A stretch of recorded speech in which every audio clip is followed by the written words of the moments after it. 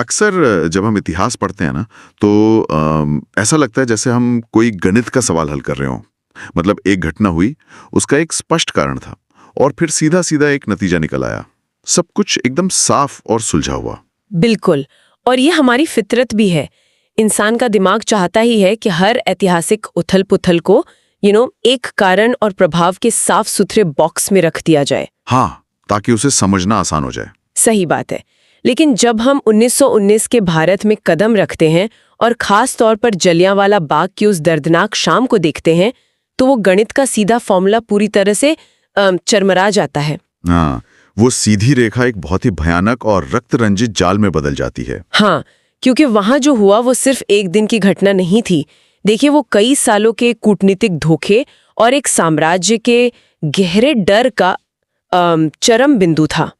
ये वो लम्हा था जहां ब्रिटिश साम्राज्य का वो जो तथाकथित सभ्य न्याय का मुखौटा था ना, वो पूरी तरह से उतर गया था। और इसलिए आज की इस विस्तृत चर्चा का हमारा मिशन भारतीय इतिहास के इसी सबसे निर्णायक पन्ने, जलियांवाला बाग हत्याकांड की उन परतों को खोलना है जिन्हें अक्सर सिर्फ तारीखों के बोझ तले दबा दिया जाता है। बिल्कुल।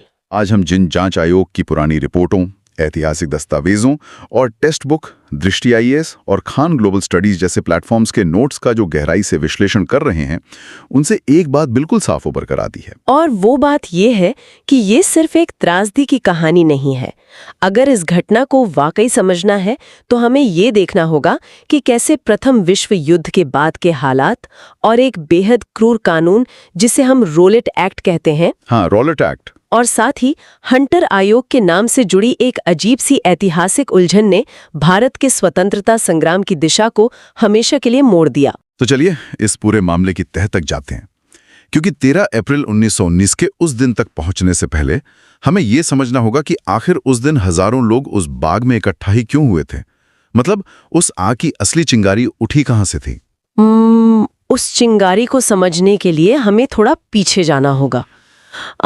प्रथम विश्व युद्ध के दौर में, यानी 1914 से 1918 के बीच, उस समय दुनिया के अलग अलग मोर्चों पर लड़ते हुए 12 लाख से अधिक भारतीय सैनिकों ने ब्रिटिश सेना के लिए अपनी जान की बाजी लगाई थी। 12 लाख सैनिक? बाप रे! हाँ, और जरा सोचिए, सिर्फ पंजाब के इलाके से लगभग 3.5 लाख सैनिक भर्ती हुए थे। वे यूरोप और मध्य पूर्व की खाइयों में ब्रिटिश साम्राज्य के लिए खून बहा रहे थे। मतलब ये कोई मामूली आंकड़ा नहीं है। और जब कोई देश किसी दूसरे साम्राज्य के लिए अपना इतना खून बहाता है तो वो बदले में कुछ उम्मीद तो करता ही है। उस समय भारतीय नेताओं को लग रहा था कि इस वफादारी के बदले ब्रिटिश सरकार उन्हें कुछ राजनीतिक छूट देगी। बिल्कुल, या शायद स्वशासन की दिशा में कुछ बड़े कदम उठाएगी। यही वो उम्मीद थी जिसने भारतीयों को युद्ध में सहयोग करने के लिए प्रेरित किया था। लेकिन युद्ध खत्म होने के बाद इनाम तो बहुत दूर की बात है, मार्च 1919 में ब्रिटिश सरकार ने अराजक और क्रांतिकारी अपराध अधिनियम लागू कर दिया, जिसे हम रॉलेट एक्ट कहते हैं। हाँ, वही। इसी कानून को आम बोलचाल में रॉलेट एक्ट कहा जाता है। मतलब ये तो सीधा सीधा पीठ में छोरा घोंपने वाली बात हो गई। ये तो ऐसा हुआ कि आपने अपने किसी दोस्त की लड़ाई में उसकी जान बचाई और जब इनाम देने की बारी आई तो उसने आपको एक पिंजरे में कैद कर दिया। ये तुलना उस समय के हालात पर एकदम सटीक बैठती है। असल में ये कानून सर सिडनी रॉलेट की अध्यक्षता वाली समिति की सिफारिशों पर बना था। इसने डिफेंस ऑफ इंडिया एक्ट 1915 की जगह ली थी, जो कि एक आपातकालीन कानून था। तो मतलब उन्होंने युद्ध के समय के उन प्रतिबंधों को शांतिकाल में भी पक्का कर दिया। एकदम सही। और इसके प्रावधान इतने खौफनाक थे कि आज हम इसकी कल्पना भी नहीं कर सकते। स्रोतों के अनुसार इस कानून के तहत ब्रिटिश सरकार किसी भी भारतीय को महज शक के आधार पर बिना मुकदमे के 2 साल तक जेल में डाल सकती थी। बिना मुकदमे के मतलब हेवियस कॉर्पस को ही खत्म कर दिया। हाँ, इस कानून ने नागरिक अधिकारों की सबसे मजबूत ढाल यानी हेबियस कॉर्पस या बंदी प्रत्यक्षीकरण को पूरी तरह खत्म कर दिया। आम इंसान के लिए इसका मतलब ये था कि रात के अंधेरे में पुलिस आपको उठा ले जाएगी और आपके परिवार को ये तक जानने का हक नहीं होगा कि आपको कहाँ रखा गया है। ये तो बहुत डरावना है। और सबसे भयानक बात तो ये थी कि राजद्रोह के संदेह में बिना जूरी के गुप्त रूप से सुनवाई का प्रावधान था। प्रेस पर भी बैन लगा दिया गया। तभी तो मोतीलाल नेहरू ने इस कानून के लिए वो मशहूर बात कही थी, न वकील, न अपील, न दलील। बिल्कुल। और यहीं पर एक बहुत बड़ा सवाल पैदा होता है, आखिर ब्रिटेन जैसा देश जिसने दुनिया को मैग्ना कार्टा का पाठ पढ़ाया, वो भारत में ऐसे दमनकारी कानून क्यों थोप रहा था? डर की वजह से। हाँ, असली कारण डर ही था। प्रथम विश्व युद्ध के बाद पूरी दुनिया में उपनिवेशवाद के खिलाफ एक लहर उठ रही थी। रूस में क्रांति हो चुकी थी, गदर पार्टी और अन्य क्रांतिकारियों का प्रभाव बढ़ रहा था। ब्रिटिश सरकार इस नए राष्ट्रवाद से बुरी तरह डरी हुई थी। और इसी डर से उपजे इस काले कानून ने पूरे भारत को एक कर दिया। इसी कदम ने महात्मा गांधी को पहली बार एक देशव्यापी अहिंसक सत्याग्रह शुरू करने के लिए प्रेरित किया। 6 अप्रैल को पूरे देश में हड़ताल हुई और इसका सबसे बड़ा केंद्र बना पंजाब। और पंजाब में लोगों का गुस्सा उबल रहा था, हालात प्रशासन के हाथ से निकल रहे थे। फिर 9 अप्रैल को ब्रिटिश सरकार ने एक बहुत ही भड़काऊ कदम उठाया। उन्होंने पंजाब के 2 बेहद लोकप्रिय नेताओं डॉक्टर सत्यपाल और डॉक्टर सैफुद्दीन किचलू को बिना कारण बताए गिरफ्तार कर लिया और उन्हें गुप्त रूप से कहीं भेज दिया गया। अब देखिए, जब आप एक ऐसे माहौल में जहां लोग पहले से ही रॉलेट एक्ट से भड़के हुए हैं, उनके नेताओं को ऐसे रातों रात गायब कर देंगे तो जनता तो सड़क पर उतरेगी ही। और 10 अप्रैल को अमृतसर में बिल्कुल यही हुआ। इन गिरफ्तारियों के विरोध में भारी प्रदर्शन हुए, प्रशासन ने गोलीबारी कर दी जिससे भीड़ हिंसक हो गई। स्थिति को कुचलने के लिए ब्रिटिश सरकार ने तुरंत शहर में मार्शल लॉ लागू कर दिया और कमान सौंप दी ब्रिगेडियर जनरल रेजिनाल्ड डायर को। हाँ, यहाँ श्रोताओं के लिए यह समझना बहुत जरूरी है कि उस दौर में मार्शल लॉ का मतलब सिर्फ कर्फ्यू नहीं था। इसका सीधा मतलब था कि नागरिकों के सारे अधिकार खत्म। अगर 3-4 लोग सड़क पर खड़े होकर बात भी कर रहे हैं तो सेना उन्हें बिना चेतावनी के गोली मार सकती है। और यही बात इस ट्रेजेडी को इतना दर्दनाक बनाती है। 13 अप्रैल 1919 को बैसाखी का दिन था। पंजाब में साल का सबसे बड़ा त्योहार होता है। जलियांवाला बाग में उस दिन करीब 10 से 15 हजार लोग जमा थे। बाप रे, 15,000 लोग। और हमारे स्रोतों के अनुसार इनमें बड़ी संख्या में ऐसे ग्रामीण, किसान, महिलाएं और बच्चे थे जो स्वर्ण मंदिर में माथा टेकने के बाद वहां आराम करने आए थे। बिल्कुल, उन्हें इस मार्शल लॉ या प्रतिबंधों की कोई भनक तक नहीं थी। हालांकि कुछ स्थानीय नेताओं ने रॉलेट एक्ट का विरोध करने के लिए भी सभा बुलाई थी, लेकिन भीड़ पूरी तरह से निहत्ती और शांतिपूर्ण थी। और फिर शाम के 5:37 पर डायर अपने 50 सैनिकों के साथ उस बाग में दाखिल होता है। बाकी भौगोलिक स्थिति भी तो देखिए, वो कोई खुला मैदान नहीं था। हाँ, उसके चारों तरफ मकानों की ऊंची दीवारें थीं और अंदर आने जाने का सिर्फ एक ही संकरा रास्ता था। डायर ने उसी एकमात्र रास्ते को अपनी टुकड़ी से बंद करवा दिया। पर एक सेकंड रुकिए, जब हम ये पढ़ते हैं तो जहन में एक अजीब सा अविश्वास पैदा होता है। मतलब एक ट्रेन्ड ब्रिटिश अधिकारी एक संकरे बाग में निहत्थी भीड़ पर सीधे गोलियां कैसे चला सकता है? क्या उसने भीड़ को हटाने के लिए हवाई फायरिंग या कोई चेतावनी देने की कोशिश भी नहीं की? ये सवाल हर किसी को परेशान करता है और इसका जवाब खुद डायर ने बाद में जांच आयोग के सामने दिया था। डायर ने बड़ी बेशर्मी से माना कि उसने कोई चेतावनी नहीं दी क्योंकि उसका इरादा भीड़ को तितर-बितर करना था ही नहीं। क्या?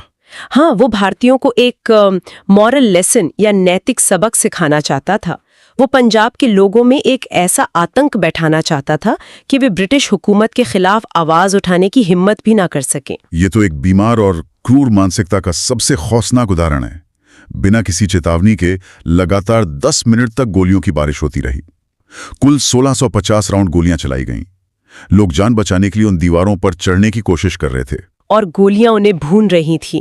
घबराहट में चीख पुकार के बीच सैकड़ों लोग बाग के बीच बने उस कुएं में कूद गए जिसे आज शहीद कुआं कहा जाता है। ओह, और वो कुआं भी लोगों की कब्र बन गया।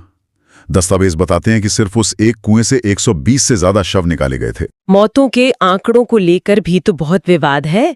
ब्रिटिश सरकार ने जो आधिकारिक आंकड़े दिए उसके अनुसार सिर्फ 379 मौतें हुई थीं। 379? ये तो बहुत कम करके बताया गया है। जाहिर है ब्रिटिश सरकार जानबूझकर आंकड़ों को दबा रही थी, लेकिन भारतीय राष्ट्रीय कांग्रेस ने मदन मोहन मालवीय और महात्मा गांधी के नेतृत्व में जो अपनी जांच समिति बनाई, उसकी रिपोर्ट ने असलियत सामने ला दी। उनके अनुसार मरने वालों की संख्या 1000 से कहीं ज्यादा थी और 1200 से अधिक लोग गंभीर रूप से घायल हुए थे। अब इतनी बड़ी क्रूरता के बाद ये तो तय था कि ब्रिटिश सरकार पर दबाव पड़ेगा और इसलिए उन्होंने एक जांच आयोग बिठाया जिसे हंटर आयोग कहा जाता है। हाँ, और यहीं पर इतिहास के पन्नों में एक बहुत बड़ी कंफ्यूजन पैदा हो जाती है। बिल्कुल। अगर इसे आसान भाषा में समझें तो ये कंप्यूटर में एक ही नाम की 2 फाइलों के होने जैसा है। एक फाइल में स्कूल और शिक्षा बनाने का प्लान है और दूसरी में एक भयानक नरसंहार की जांच की रिपोर्ट। बहुत ही सटीक उदाहरण है। भारत के इतिहास में वास्तव में 2 अलग-अलग हंटर कमीशन हुए हैं। पहला था 1882 का हंटर एजुकेशन कमीशन, जिसे लॉर्ड रिपन ने शिक्षा सुधार के लिए बनाया था। और दूसरा है 1919 की विकार जांच समिति, जिसे लॉर्ड विलियम हंटर की अध्यक्षता में बनाया गया था। इसी को जलियांवाला बाग हत्याकांड की जांच का जिम्मा सौंपा गया था। तो इस 1919 वाले आयोग में कौन-कौन लोग शामिल थे? इसमें कुल 7 सदस्य थे और ब्रिटिश सरकार ने निष्पक्ष दिखने के लिए इसमें 3 भारतीय सदस्यों को भी रखा था। सर चिमनलाल सीतलवाड़, पंडित जगत नारायण और सरदार सुल्तान अहमद खान। तो जब इस आयोग ने अपनी रिपोर्ट पेश की तो क्या उन्होंने जनरल डायर को 1000 बेगुनाहों की हत्या के लिए कोई सजा दी? क्या उसे जेल हुई? और यहीं पर ब्रिटिश न्याय का पाखंड सामने आता है। आयोग ने डायर की निंदा तो की, ये माना कि उसने भारी भूल की है। उसे सस्पेंड कर दिया गया और वापस इंग्लैंड भेज दिया गया। बस सिर्फ नौकरी से निकाला? कोई आपराधिक मुकदमा नहीं चला? कोई दंडात्मक कार्रवाई नहीं हुई। इससे भी भयानक बात यह थी कि ब्रिटिश सरकार ने अपने अधिकारियों को बचाने के लिए एक क्षतिपूर्ति अधिनियम या इंडेमनिटी एक्ट पास कर दिया।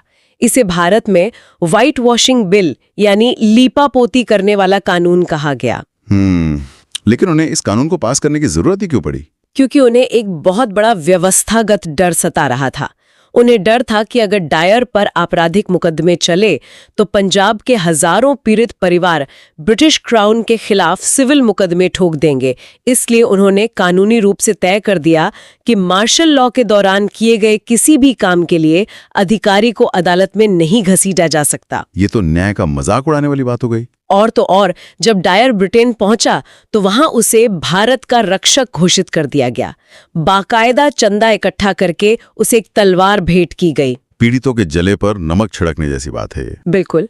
और इसी वजह से आयोग के 3 भारतीय सदस्यों ने मुख्य रिपोर्ट से अलग हटकर अपनी एक अल्पसंख्यक रिपोर्ट पेश की। इसमें उन्होंने डायर के काम को स्पष्ट रूप से अमानवीय और गैर ब्रिटिश करार दिया। गैर ब्रिटिश, ये शब्द अपने आप में बहुत कुछ कहता है। हाँ, क्योंकि उस समय तक कई भारतीय नेताओं को भ्रम था कि ब्रिटिश न्याय प्रणाली निष्पक्ष है, लेकिन इस घटना ने वो भ्रम हमेशा के लिए तोड़ दिया। ये वो बिंदु था जहां भारतीयों का ब्रिटिश न्याय से पूरी तरह विश्वास उठ गया। और इस हत्याकांड ने देश को एक ऐसे गुस्से से भर दिया जिसका परिणाम ब्रिटिश साम्राज्य को दशकों तक भुगतना पड़ा। रविंद्रनाथ टैगोर ने अपनी नाइटहुड की उपाधि लौटा दी। महात्मा गांधी ने कैसरे हिंद की उपाधि वापस कर दी और सर चैतूर शंकर नायर ने वायसराय की कार्यकारिणी परिषद से इस्तीफा दे दिया। उन्होंने पंजाब के तत्कालीन lieutenant governor Michael O'Dwyer को इस नरसंहार का असली जिम्मेदार ठहराया। यहाँ श्रोताओं की स्पष्टता के लिए बता दें कि इस कहानी में 2 डायर हैं। एक जनरल रेजिनल डायर जिसने गोलियां चलवाई थीं और दूसरा माइकल ओ डायर जो पंजाब का लेफ्टिनेंट गवर्नर था। सही कहा। और माइकल ओ डायर ने शंकरन नायर के खिलाफ लंदन में मानहानि का मुकदमा कर दिया। एक ब्रिटिश जूरी ने 11-1 के बहुमत से ओ डायर के पक्ष में फैसला सुनाया। मतलब अदालतों के दरवाजे भारतीयों के लिए पूरी तरह बंद थे। और इसी के प्रत्यक्ष परिणाम स्वरूप 1920 में महात्मा गांधी ने असहयोग आंदोलन शुरू किया। जलियांवाला बाग ने यह साबित कर दिया था कि अब प्रार्थना पत्रों का समय खत्म हो चुका है। लेकिन इस पूरी गाथा का सबसे नाटकीय अध्याय तो 21 साल बाद लिखा गया। उधम सिंह का वो खामोश इंतजार। सोचिए, पूरे 21 साल। उधम सिंह उस दिन जलियांवाला बाग में मौजूद थे। उन्होंने वो खून खराबा अपनी आंखों से देखा था और बदला लेने की कसम खाई थी। और 13 मार्च 1940 को लंदन के कैक्सटन हॉल में उधम सिंह ने माइकल ओ डायर को गोली मारकर अपनी कसम पूरी की। और जब उधम सिंह को गिरफ्तार किया गया तो उन्होंने अदालत में जो नाम बताया वो बहुत शक्तिशाली था। उन्होंने भारत की धार्मिक एकता को दुनिया के सामने रखने के लिए अपना नाम राम मोहम्मद सिंह आजाद लिखवाया।